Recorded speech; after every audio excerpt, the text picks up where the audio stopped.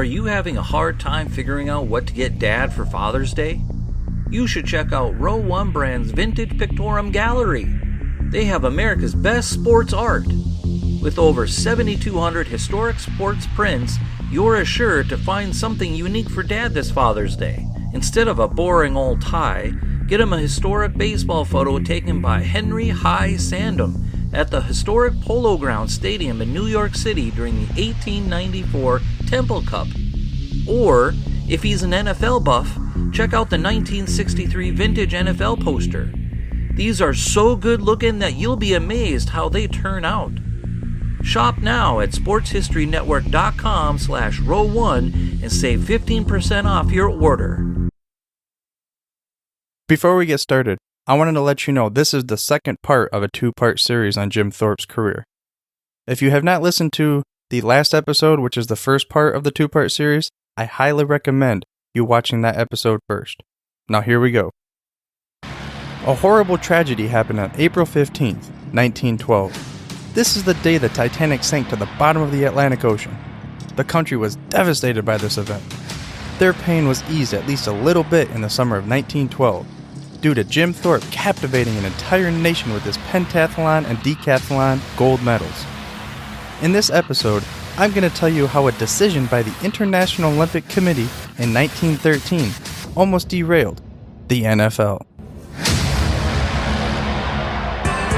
Welcome to the Football History Dude podcast, where each episode is a journey back in time to learn about the rich history of the NFL.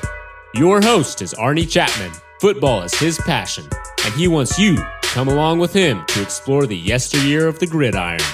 So hop on board his DeLorean, and let's get this baby up to 88 miles per hour. This time as we step off our DeLorean, we are back in 1913, about 6 months after the Stockholm Olympics, where Jim Thorpe just captivated and stole the hearts and imaginations of every man, woman, child in the nation. And we are in America. But the only problem is, this is not one of those moments where we want to write home back to mama. But it is more one of those kind of moments where we want to cry on mama's shoulder. Because our national treasure, our hero Jim Thorpe, ended up getting his medals swiped away by the International Olympic Committee. And the reasoning they had for this was they found out that he was paid to play in minor league games back in 1909 through 1910. So what they did is they just stripped those gold medals away. They said, you ain't getting these. You were paid, and we only want amateurs. Even though Jim Thorpe was being used to play these games. See, it was common practice for a lot of these American Indians back in the day to be able to use their Indian names for, say, Carlisle Indian Football School, and then they would go to the minor leagues and they would use like a fake name, or vice versa. So Jim Thorpe was arguably unaware of the situation that was going on. However, it did not matter. The Olympic Committee had to make a statement. So they stripped the gold medals away. And we possibly, if the entire nation would have turned on Jim Thorpe, could have been stuck not having the NFL, as we were going to find out later in this episode. But just to kind of ease your minds, his gold medals were restored in 1982. Now, this is well past his death, but at least he still gets credit. However, it's pretty much just his co-winner.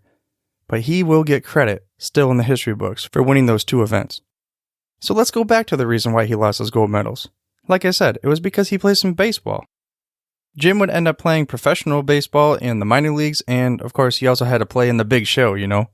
He would play for the New York Giants, and that was kind of his first rendition, his first go-around, and he didn't have a whole lot of luck. They said he couldn't hit the curveball too well, so they kind of sent him back down to the minors. But he would end up returning later to the big show from 1917 to 1919.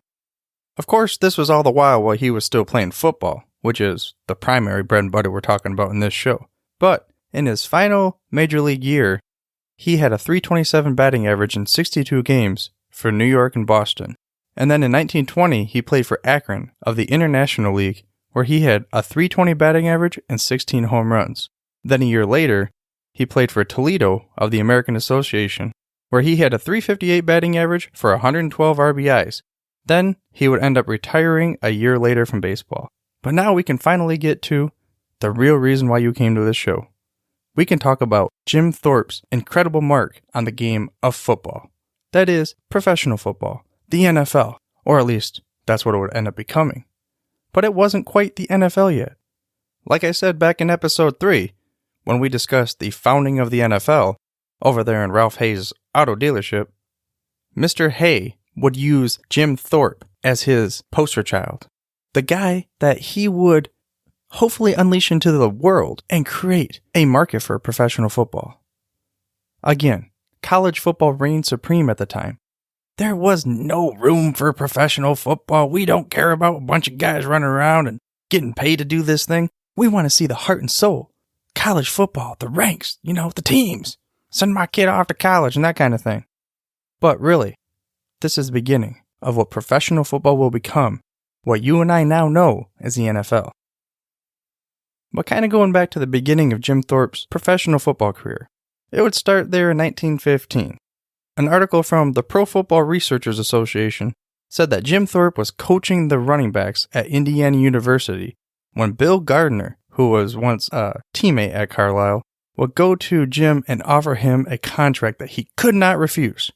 It would be $250 per game, which at the time was just, we've talked about this ludicrous amount for other players, this was just insane. And the contract would be to play for the Canton Bulldogs.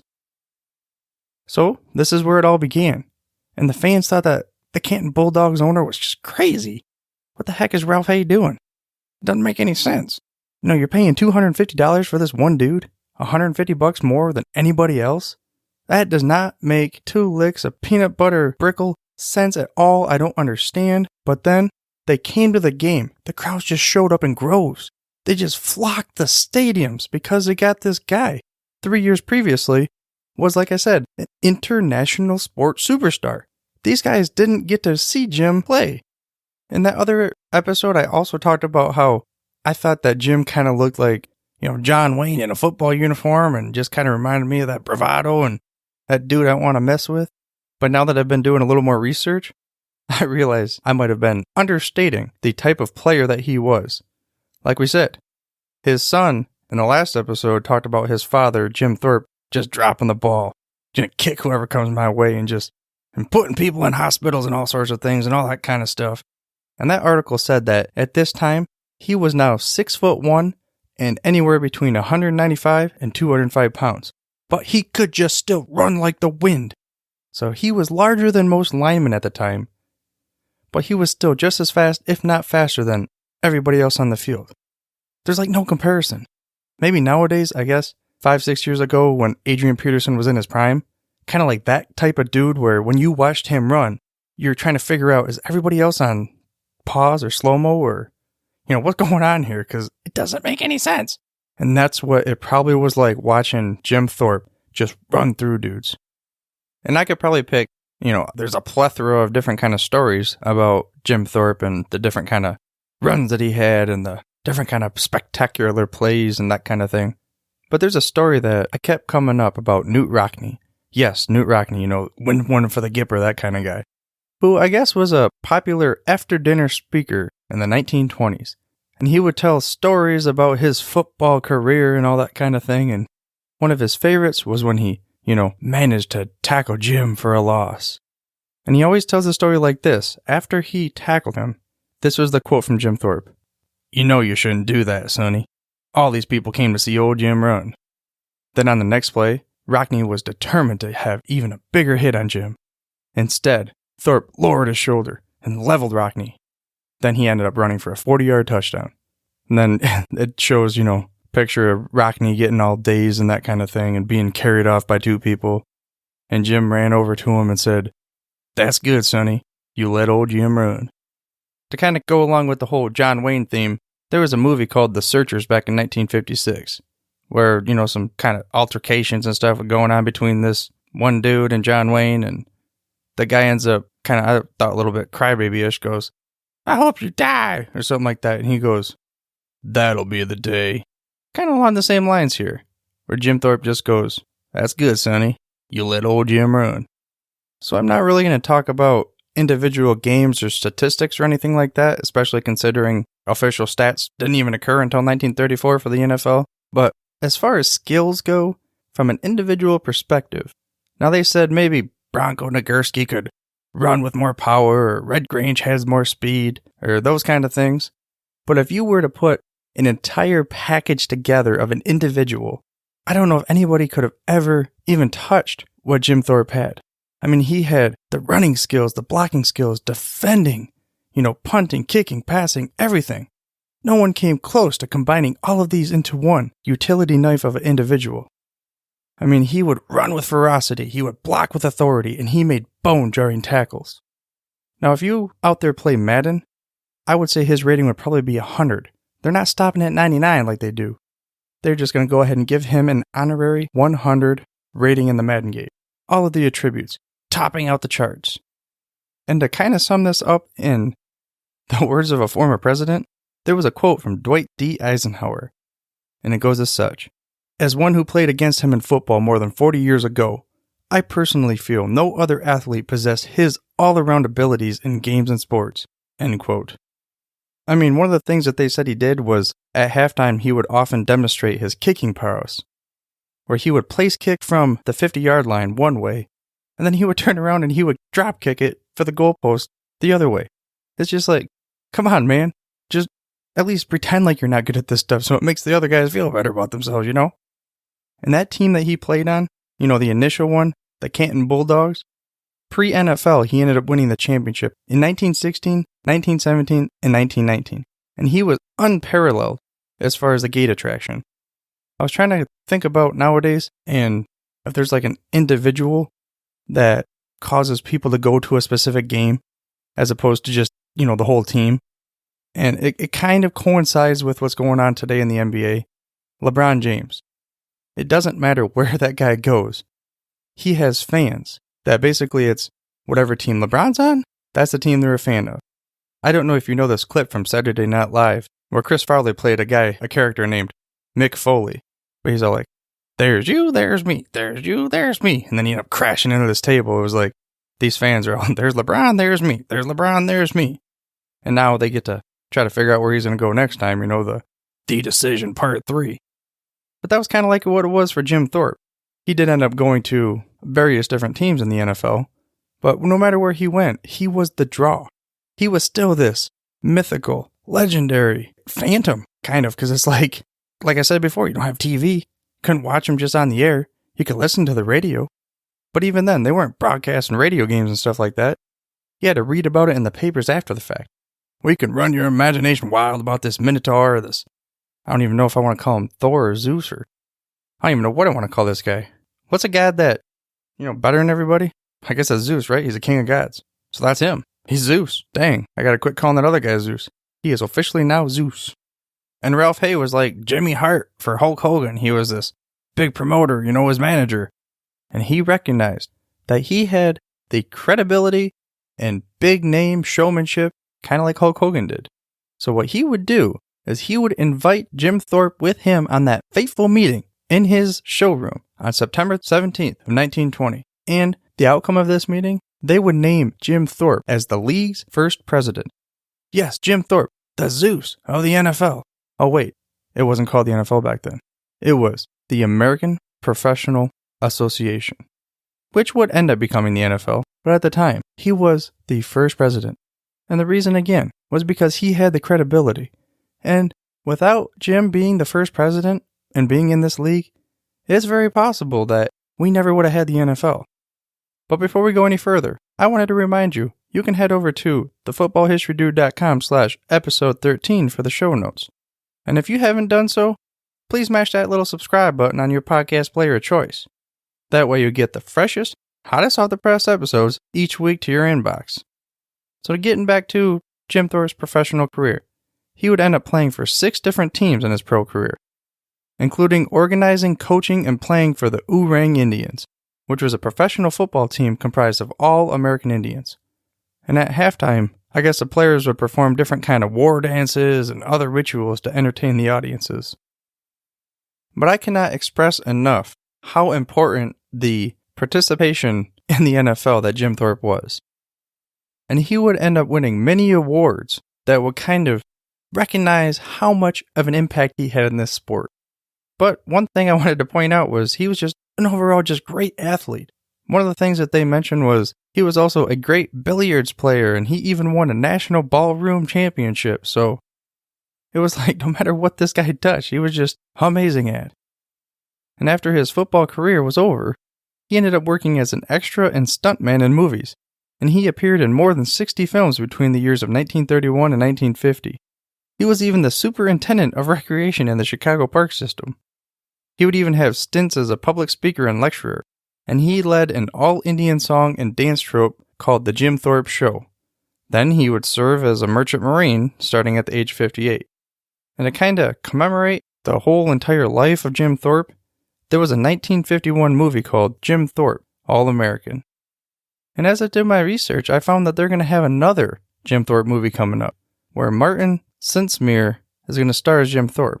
So getting to some of those awards that I was talking about, there is now a Jim Thorpe Award that is given out to the most outstanding defensive back in the college ranks. Another award that he got was on the all-time NFL team. His nickname is The Legend. Back in 1950, the nation's press selected Thorpe as the most outstanding athlete of the first half of the century. Then, what I consider even more impressive is the ABC's Wide World of Sports awarded him the best athlete of the century. That's the entire 100-year span between the 1900 and 2000 year. And it wasn't Michael Jordan. It was not Babe Ruth. It wasn't Muhammad Ali or any other athlete. They recognized that Jim Thorpe was the most outstanding, best athlete of the entire century. So, of course, he was inducted to the National Football Hall of Fame and Pro Football Hall of Fame inaugural classes. He also would be inducted to the National Indian Hall of Fame, the Pennsylvania Hall of Fame, the National Track and Field Hall of Fame, and I'm sure I'm missing how many more, where, like I said, he was Zeus, and they broke the mold with this guy. If I could go back and take his DNA and recreate a human being to be able to field an army of players in any sport, that's probably going to be the guy. And if you're able to ever go to the Pro Football Hall of Fame, there's going to be a Jim Thorpe statue at the entrance, welcoming you, which basically tells it all for me.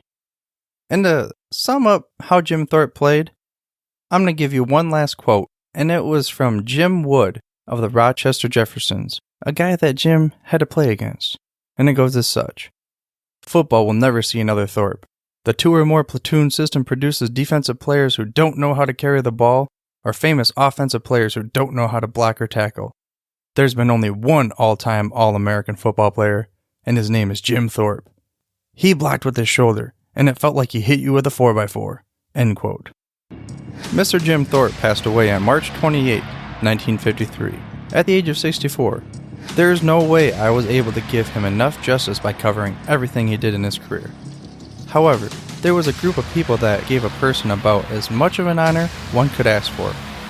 If you start in Philadelphia and you drive about 85 miles northwest, you will end up in a town with the official name of Jim Thorpe, Pennsylvania. I hope you enjoyed this episode of the Football History Dude and were able to gain some knowledge nuggets about the greatest athlete of the 20th century. If you would like to give feedback for the show, please head over to thefootballhistorydude.com/contact or hit me up on Twitter. My handle is @FHDude. In the upcoming episode, we're going to talk about the man that overshadowed the meeting of September 17th, 1920. But for now, dudes, I'm through if you're through. Thank you for listening to this episode of the Football History Dude. To make sure you're the first to get the next episode, please subscribe on your podcast player of choice and head on over to thefootballhistorydude.com for the show notes and more information on the history of the NFL. And remember, dudes, where we're going, we don't need roads. We here at the Sports History Network proudly partner with 26 podcasts, all revolving around the history of sports. But did you know that many of our hosts were sports history authors way before they started their shows? It's true.